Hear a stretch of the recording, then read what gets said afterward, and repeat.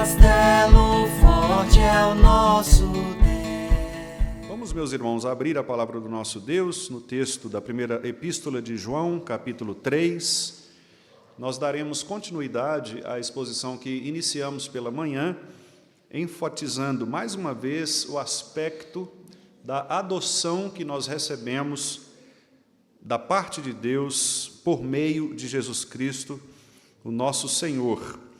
Primeira epístola de João, capítulo 3, versículo 1, nós vamos ler todos juntos e mais uma vez também eu incentivo os irmãos a memorizarem este texto, este versículo, ensinando inclusive aos filhos, para que eles possam também guardar nos seus corações esta verdade de que nós fomos adotados em Cristo Jesus pelo Pai, o nosso Deus, que nos amou de tal maneira que nos trouxe para pertencermos à sua santa família.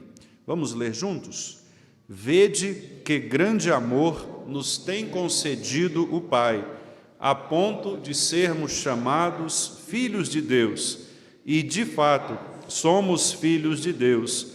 Por essa razão o mundo não nos conhece, porquanto não o conheceu a Ele mesmo. Vamos orar mais uma vez. Senhor nosso Deus, pedimos-te agora que o Senhor nos fale mais uma vez por meio de Tua santa palavra, abrindo, ó Deus, os nossos corações para que possamos internalizar a verdade do Senhor e também sermos confortados, consolados e estimulados por ela para vivermos a nossa vida cristã neste mundo, testemunhando da verdadeira fé que vem do Senhor.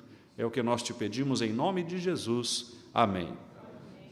Meus irmãos, primeiramente nós vimos os três aspectos principais da parte A do versículo, que é quando João nos chama para contemplarmos, observarmos, de uma maneira admirável, o grande amor com que o Pai nos amou.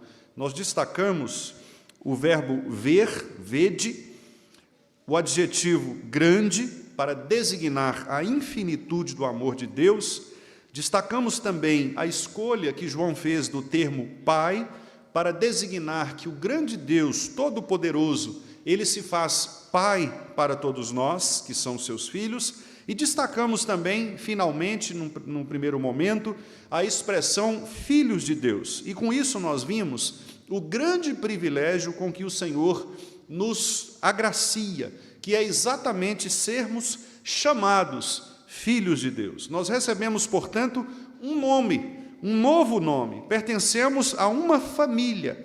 E nós também fizemos menção aqui, no texto anterior, na mensagem anterior, a João, no seu evangelho, quando ele lá no capítulo 1, versículo 12, diz que a todos quantos o receberam, aqueles que creram em Jesus, deu-lhes o poder, Deus nos deu o poder de sermos feitos filhos dele, filhos de Deus, a saber, aos que creem no seu nome. E agora então nós vamos perceber exatamente a extensão do que João entende aqui como a transformação das criaturas de Deus para filhos de Deus. Nós somos transformados de criaturas, de criação do Senhor, para filhos do Senhor. Os filhos foram transformados, na perspectiva de João, pelo poder de Deus. Esta palavra, meus irmãos, que a revista e atualizada traduz como poder, ela pode também ser, talvez, um pouco mais bem traduzida como direito, que, aliás, é a tradução que a NVI, a Nova Versão Internacional, ela prefere, que é a palavra direito, porque isto significa dizer que, de fato, Deus tem sobre nós, porque Ele é o nosso Criador, Ele tem sobre nós autoridade, jurisdição, capacidade ou delegação. A ideia, portanto, de João é dizer que Deus nos transmitiu um direito, e isto combina muito com o fato do que Paulo disse, que nós agora nos tornamos também herdeiros e co-herdeiros com Cristo, o que significa que nós temos agora um direito adquirido por termos sido adotados numa família, de usufruir de todos os benefícios que o dono desta família, o grande patriarca, que é o Senhor, ele concede aos seus servos, aos seus filhos. Trata-se, portanto, de um privilégio recebido por alguém que, outrora alijado, afastado, desconsiderado do processo de herança, mas que agora se torna detentor desses direitos de sucessão nessa herança. Se antes não éramos povo de Deus, agora nós somos povo de Deus, conforme o apóstolo Pedro mencionou em sua primeira carta, capítulo 2, versículo 10. Um outro detalhe que nós podemos inferir aqui do fato de sermos chamados filhos de Deus é exatamente que nós recebemos um nome. E lá no versículo 12 do Evangelho de João, capítulo 1, isto também está colocado, porque o texto diz: aos que creem no seu nome, estes são agora admitidos na família. Eles recebem, portanto, por esta autoridade designada por Deus, um nome, um novo nome. Observe então, meus amados irmãos, que crer no nome de Jesus Cristo, o Senhor, é mais do que simplesmente acreditar na existência dele, ou mesmo mais do que acreditar em uma atuação divina no mundo. Crer em Jesus Cristo é a expressão da entrega à autoridade divina, à autoridade dele.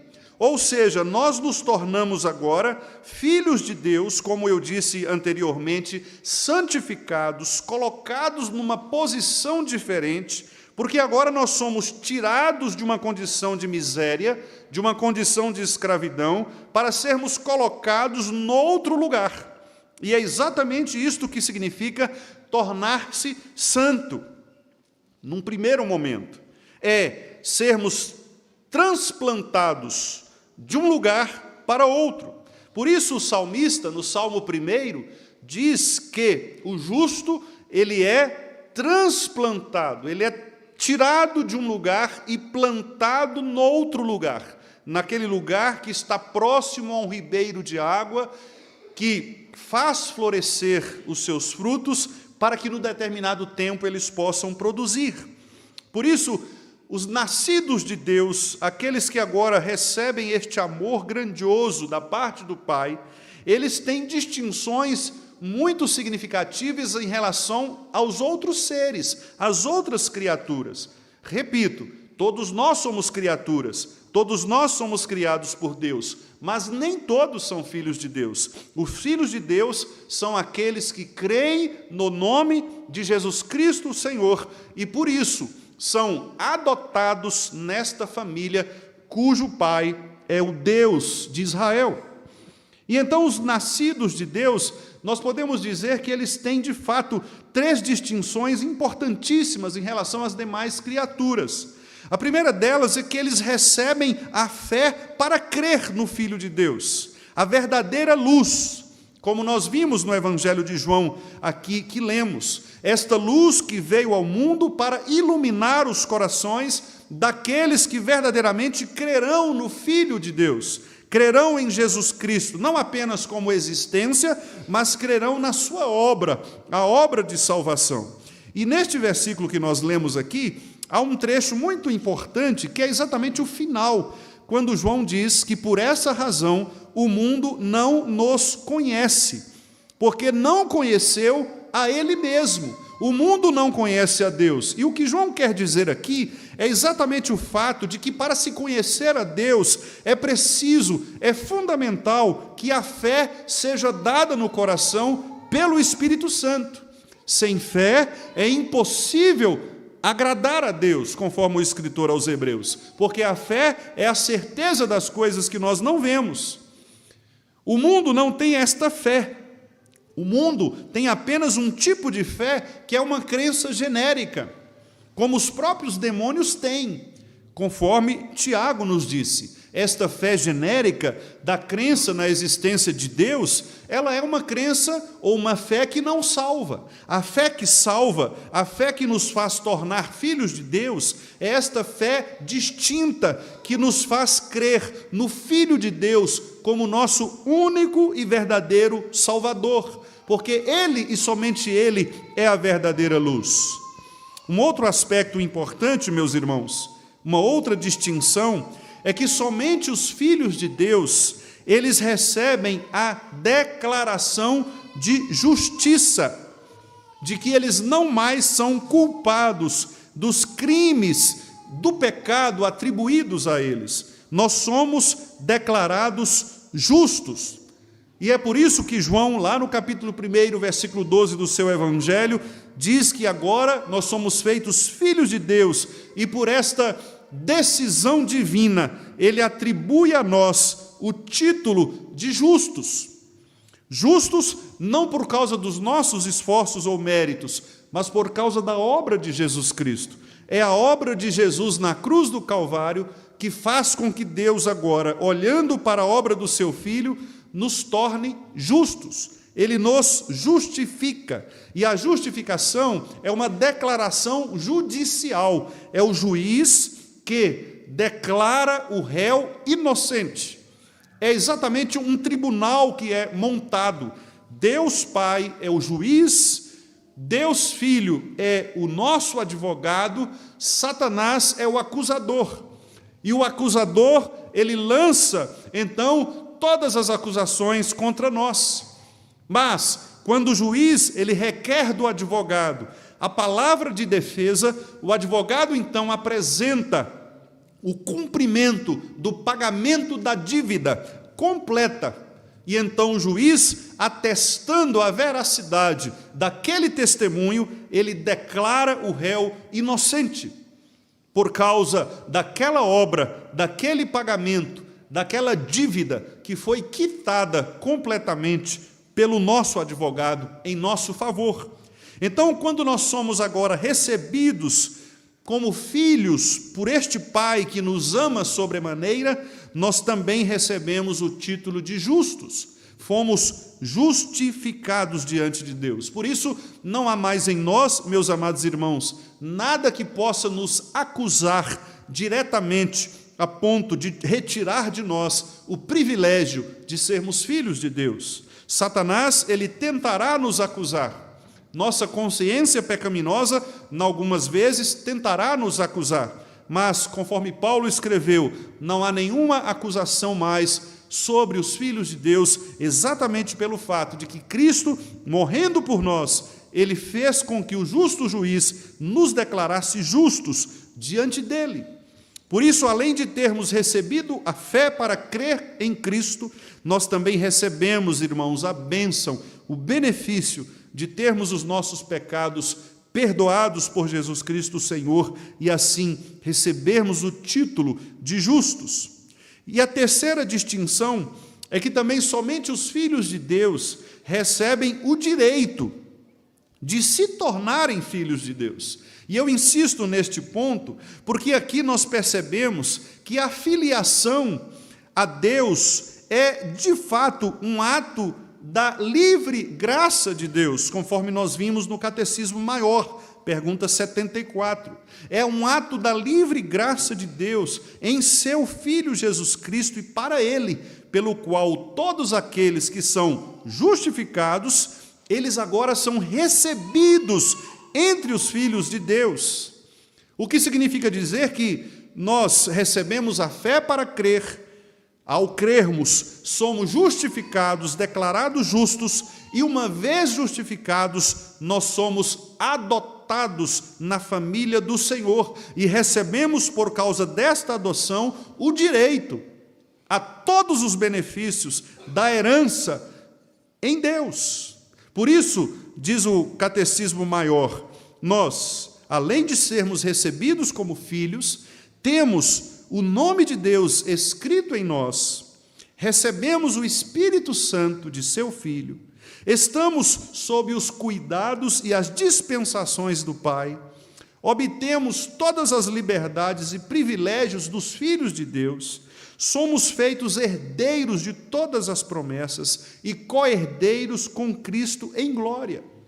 Por isso, meus amados irmãos, nós podemos declarar com toda a alegria do nosso coração que o fato de termos sido recebidos como filhos de Deus e pertencermos a esta nobre família nos dá agora o privilégio de usufruirmos plenamente de todas as promessas da palavra do Senhor. E é por isso que nós podemos confiar no Senhor. Nós podemos acreditar que, de fato, Deus em Cristo cumprirá em nós cada uma das suas promessas. Porque as promessas são para os filhos.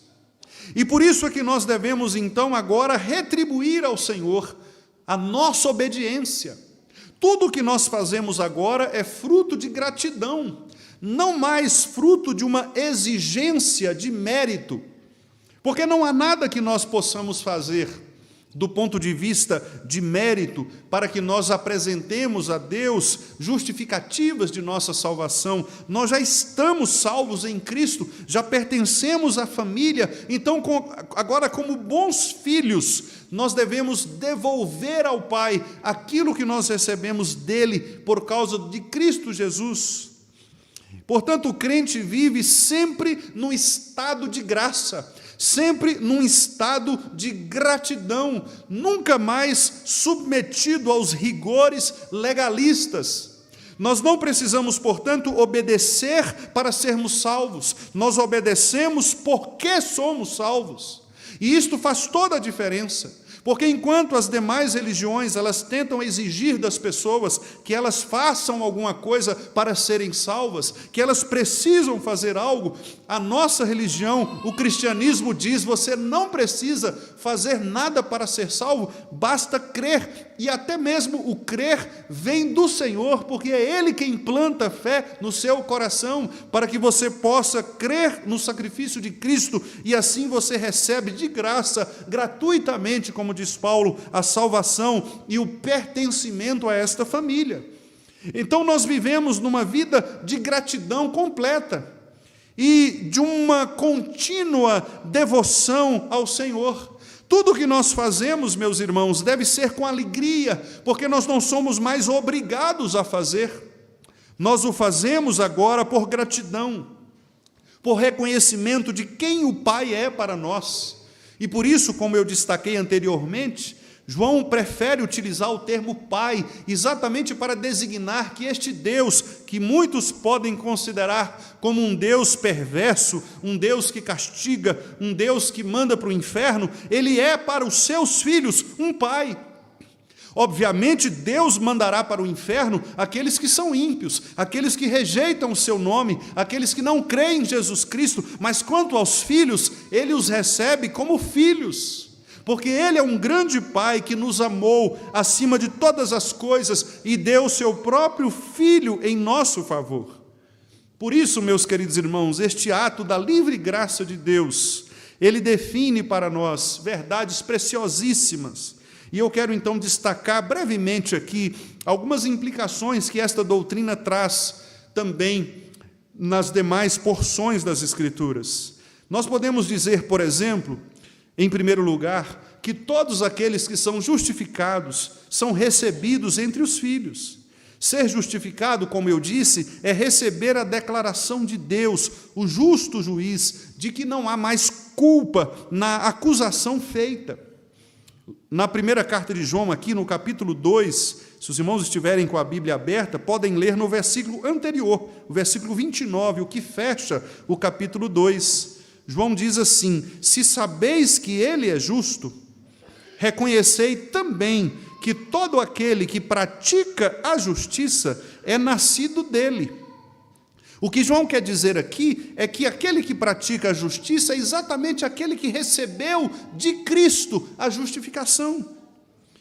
Como Paulo disse em Romanos capítulo 5, versículo 1, a justificação ela nos traz paz, porque antes nós éramos inimigos de Deus, mas uma vez tornados justos por Cristo, nós temos paz com Deus. O que significa dizer, meus irmãos, que a declaração de justiça ela nos aproxima de Deus, o justo juiz, que não nos considera mais como inimigos.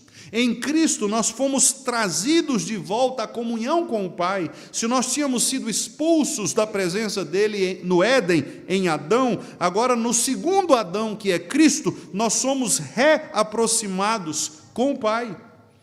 Desse modo, uma vez que o próprio juiz declara nossa justiça por causa de Cristo, ele também nos transfere todos os benefícios, todos os bens, a herança.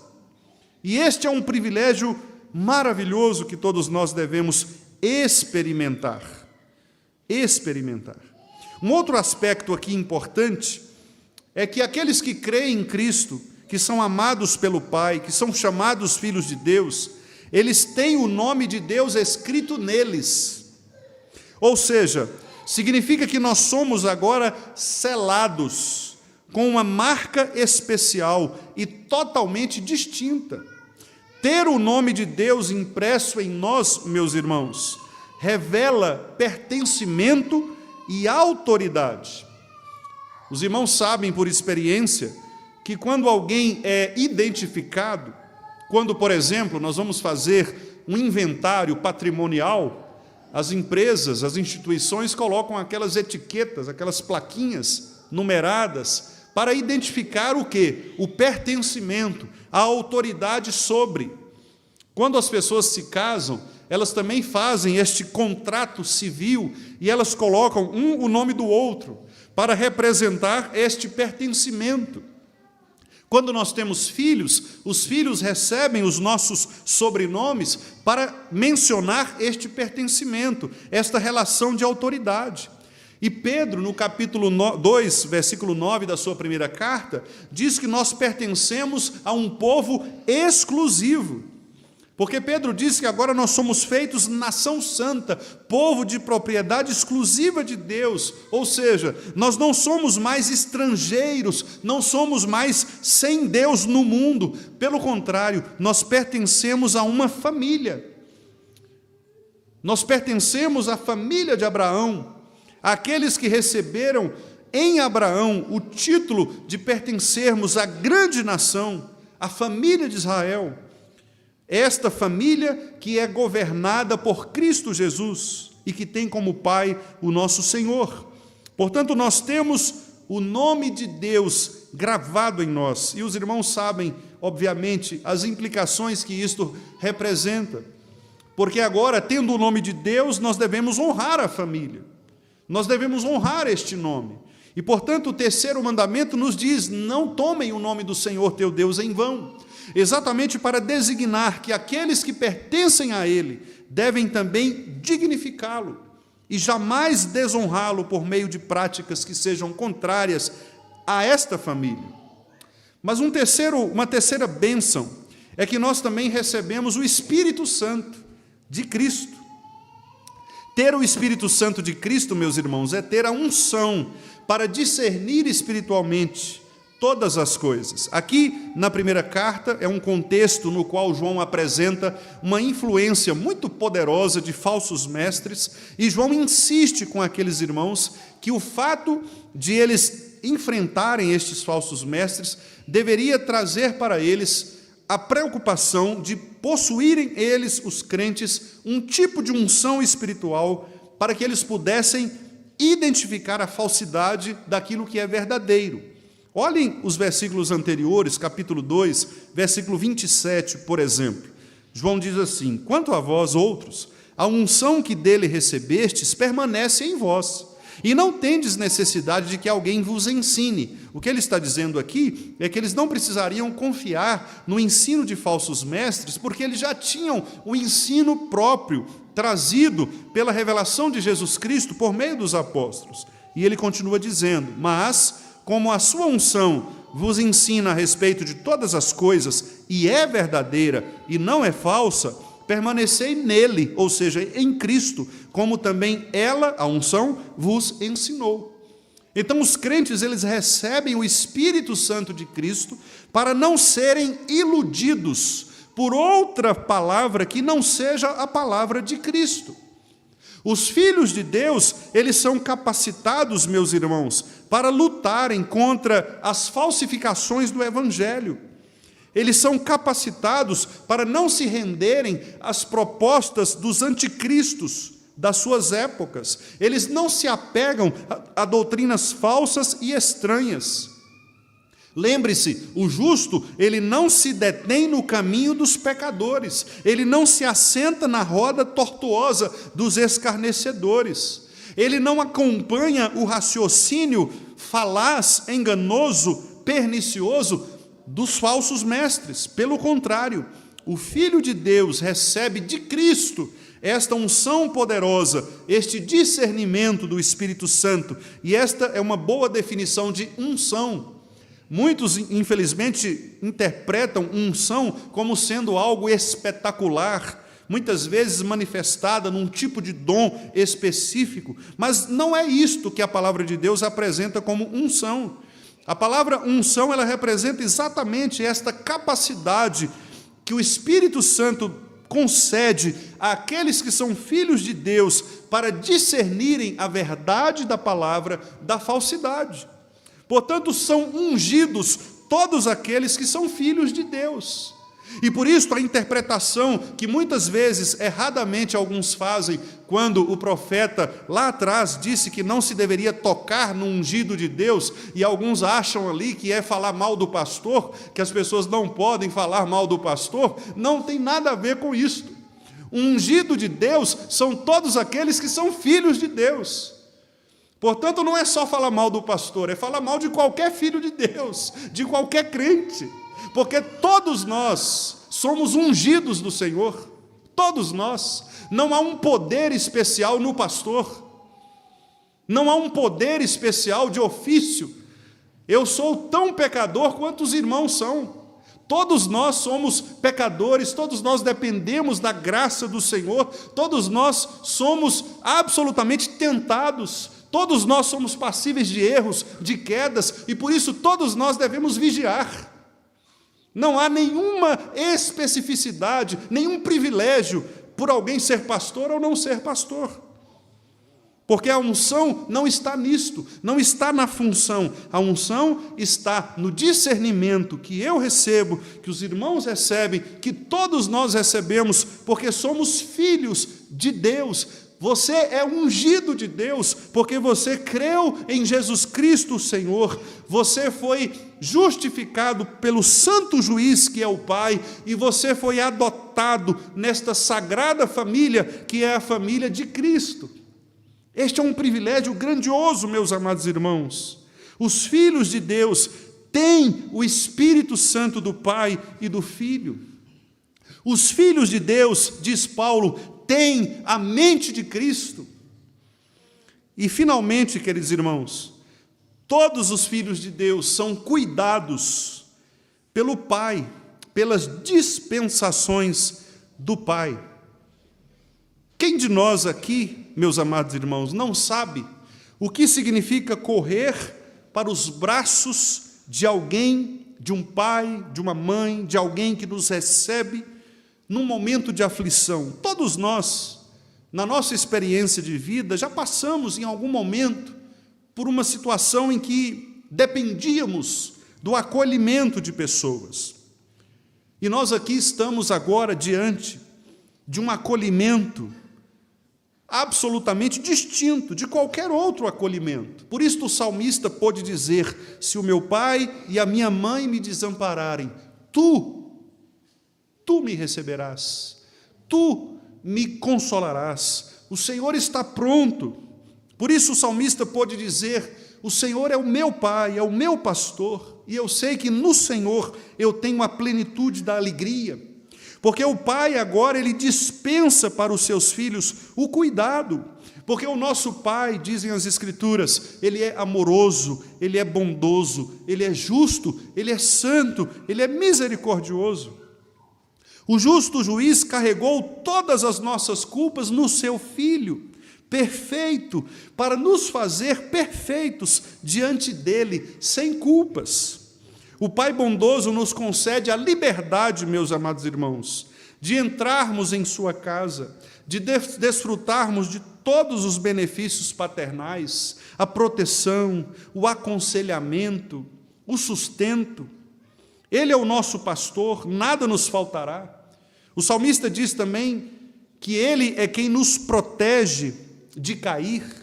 Isaías 53:4 diz que Ele é quem sara as nossas feridas, aqui se referindo ao pecado.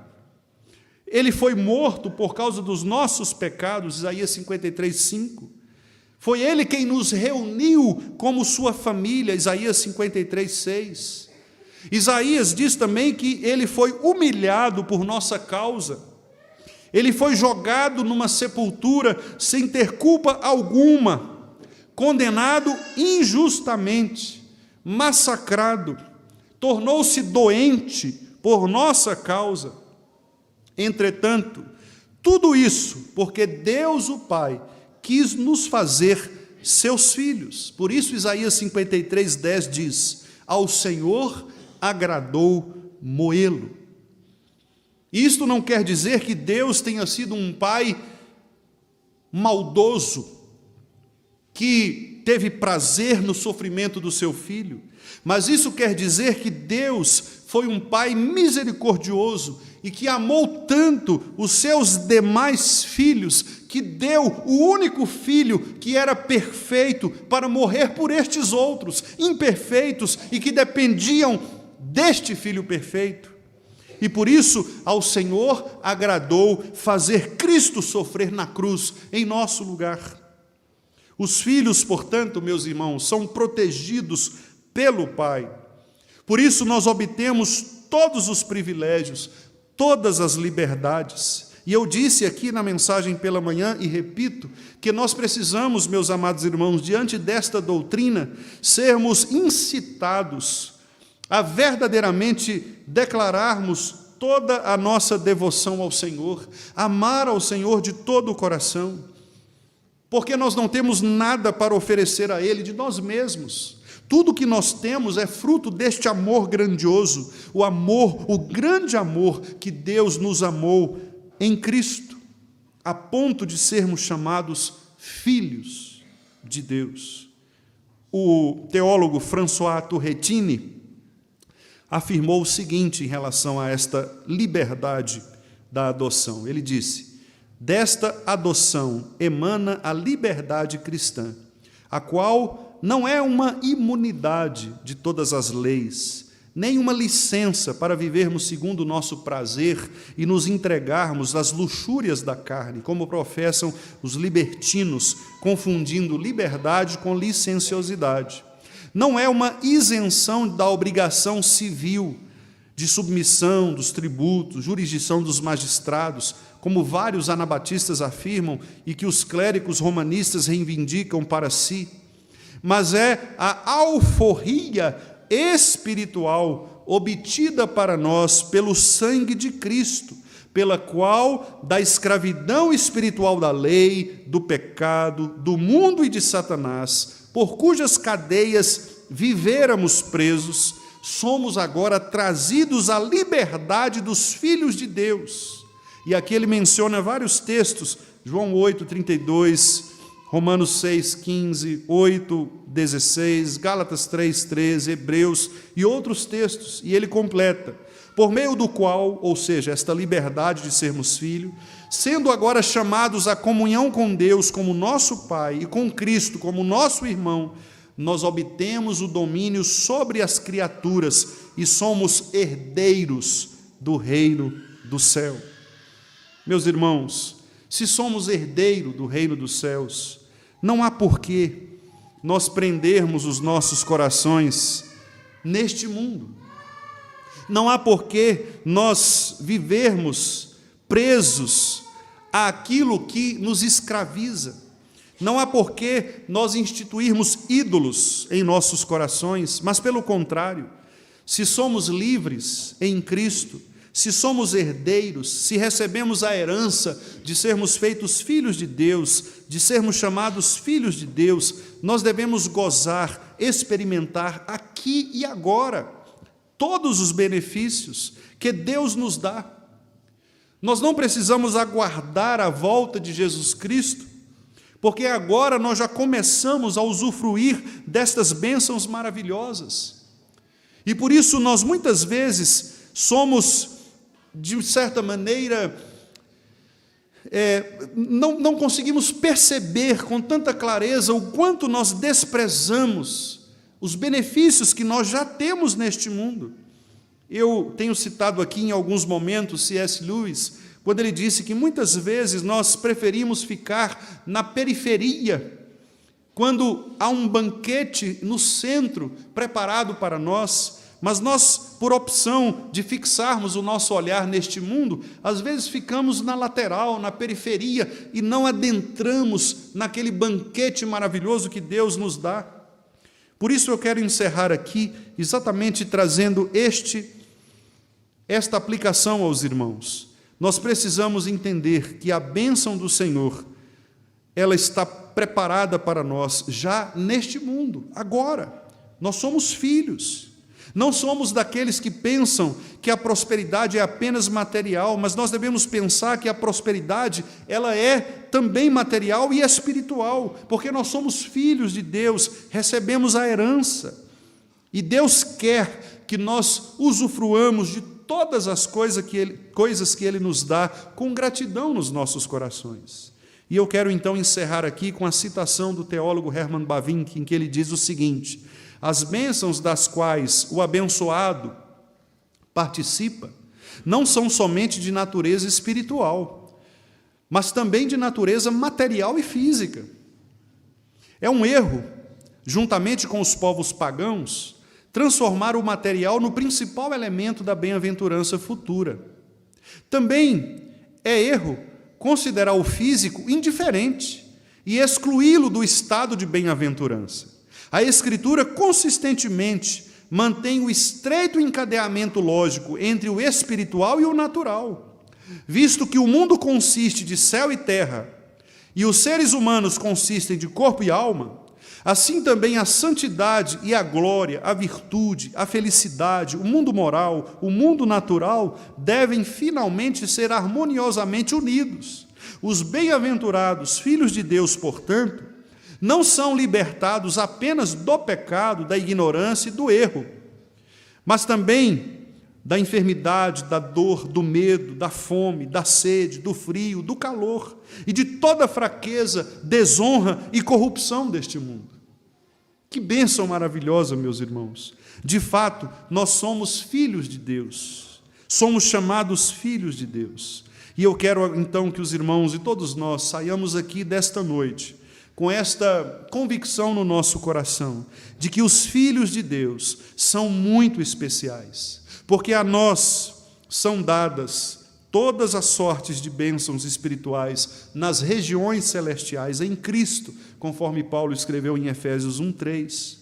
Nós nos tornamos detentores do direito de pertencer à família de Deus, de modo especial sermos guardados pelo poder do Pai contra todas as investidas malignas, contra o poder do pecado, do mundo e de Satanás. Nós recebemos, meus amados irmãos, o discernimento espiritual para vivermos neste mundo de maneira justa, sensata e piedosamente, porque a nós é concedida a graça de vivermos para Cristo. Nós, os filhos, saboreamos de todas as delícias de sermos filhos de Deus já neste mundo, muito embora nós saibamos que a glória futura será revelada completamente por meio de Cristo, quando voltar a segunda vez. Mas mesmo aqui, neste mundo, com todos os pecados, com toda a corrupção, os filhos podem gozar de muitos benefícios e da liberdade de não serem mais escravos do pecado. Nós, os filhos de Deus, não precisamos mais pecar, nós não somos mais obrigados a pecar, porque agora nós temos a força do Espírito Santo que nos convence do pecado, que nos convence da morte e que nos mostra Cristo como a forma de vencer estes pecados. Por sermos filhos, somos também herdeiros de todas as promessas. Então, queridos irmãos, que nós saiamos daqui nesta noite com esta força em nossos corações E que agora, quando participarmos da mesa do Senhor, que nós possamos imaginar com a nossa mente aquele dia no qual não haverá mais dor, nem luto, nem pranto, quando nós ouviremos milhões de vozes de anjos cantando glórias a Deus em devoção pelo aquilo que Ele é, pelo que Ele fez por nós. Imagine no momento da ceia, naquele dia em que todos nós olharemos assentado no trono aquele que derramou o seu sangue naquela sexta-feira sombria, escura e tenebrosa por nossa causa, sendo morto injustamente. Imagine, querido irmão, quando nós pudermos olhar nos olhos graciosos do Pai em Cristo que nos amou e se deu por nós. Se somos filhos, nós veremos todas estas coisas que aqui, agora, nós já podemos ver pela fé. E esta é a maior das bênçãos, ter os nossos olhos e corações abertos para contemplarmos já nesta época a maravilhosa graça do Senhor que nos fez seus filhos. Vamos ler novamente o versículo 1, João capítulo 3, 1 de João capítulo 3, versículo 1. Nós vamos ler mais uma vez. Vede que grande amor nos tem concedido o Pai, a ponto de sermos chamados filhos de Deus. E, de fato, somos filhos de Deus. Por essa razão, o mundo não nos conhece, porque não o conheceu a Ele mesmo. De fato, somos filhos de Deus. Amém, queridos irmãos. Que Ele possa, pelo Espírito Santo, aplicar esta verdade em nossos corações.